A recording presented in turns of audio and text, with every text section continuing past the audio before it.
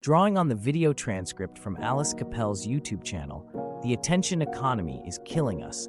Burnout is presented as a prevalent issue in contemporary society, even being described as the mental illness of the 21st century. The video explores the societal factors contributing to burnout, primarily through the lens of philosopher B. Chuan's work, particularly his book, The Burnout Society. According to Chuan, burnout arises from the combination of hyperattention and the achievement society. Hyperattention refers to the overstimulation from constant information and entertainment, exemplified by endless scrolling on social media. While social media platforms give the illusion of freedom and activity, Chuan argues that our attention is actually predetermined by algorithms, leading to a state of passivity rather than genuine engagement. The concept of the achievement society, as introduced by Chuan in contrast to Foucault's disciplinary society, suggests that the pressure to perform and achieve no longer comes solely from external authorities, but is internalized. Individuals are driven by a desire for self-actualization and to become the best version of themselves. This internal pressure, fueled by the idea that "I can do this, I can do that," creates an illusion of freedom as people willingly engage in activities like podcasts or turning hobbies into businesses. The video highlights that this achievement society, coupled with hyperattention, is responsible for the rising rates of burnout and depression. The constant self-imposed pressure to achieve and the relentless stimulation lead to exhaustion and a sense of meaninglessness. The false promises of self-help and the achievement-oriented culture can lead to disappointment, depression, and even resentment when these promises are not realized. The video also touches upon the role of capitalism in this context. Even activities meant for rest, like sleep and holidays, are often framed within the logic of work, serving as a means to restore productivity.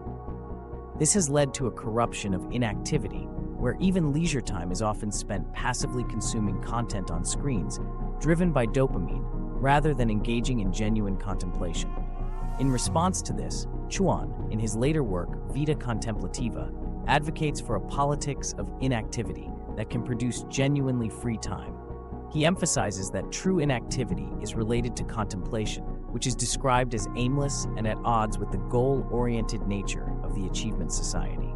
Chuan argues that inactivity has its own value, language, and magic, and that our performance-driven society fails to recognize its importance. He suggests that true happiness can be found in the useless and purposeless. However, the video presenter expresses some criticisms of Chuan's view on contemplation, suggesting that it might evoke feelings of melancholy rather than happiness, and that linking it solely to happiness reflects our society's obsession with toxic positivity.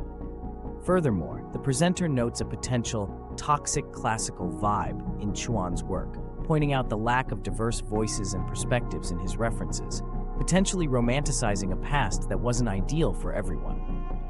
The video also broadens the discussion by connecting the need for inactivity and quiet to social justice issues, using the example of noise pollution disproportionately affecting working-class communities and other living beings. The concept of the right to quiet enjoyment is introduced as a political demand to counter the deafening and blinding forces of industrialized societies. Finally, the video notes a potential shift in online content consumption, with figures like MrBeast and Sam Sulek moving away from hyper-fast-paced, attention-grabbing editing styles, suggesting a growing criticism of hyperstimulation.